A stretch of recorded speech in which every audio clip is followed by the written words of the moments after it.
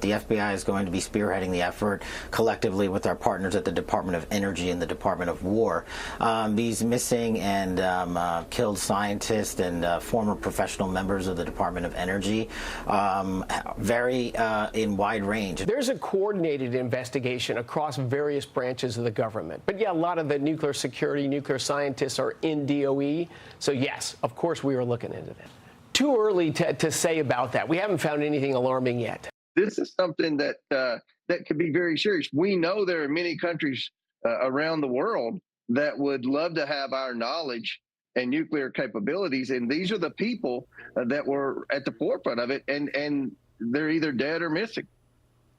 That was FBI Director Kash Patel, Secretary Chris Wright, and Congressman James Comer, all commenting on this investigation. Joining us now is GOP Congressman Eric Burlison. So, Congressman, we saw you in a clip from yesterday. What's the very latest on this, and what can Congress do to look further into it? Well, I'm very pleased that the president is taking note of this and that he's tasking our intelligence community to investigate these. We've been calling for an investigation for quite some time.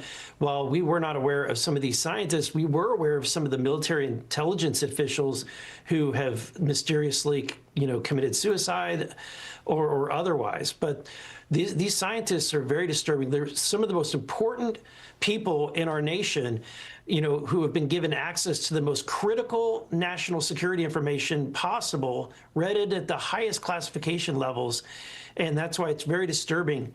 Look, I would say this is not the first time that that we have seen foreign countries go after their adversaries' scientists.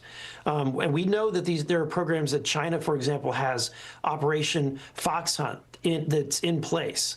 So we should be paying attention to our nation's scientists, especially when they mysteriously go missing. Are there threads that connect their work? Were they working on similar types of things?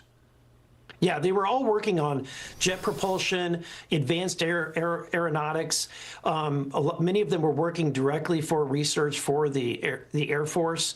And what's interesting is that the gentleman who was leading all of that experimental research for the Air Force was General McCausland. So he definitely is kind of the fulcrum for a lot of these individuals, funding both the Los Alamos Lab, the Air Force Research Lab, as well as Wright-Patterson Air Force Base. And that's where all of these many of these scientists were working. Is there anything that leads back to a specific country in your investigation so far?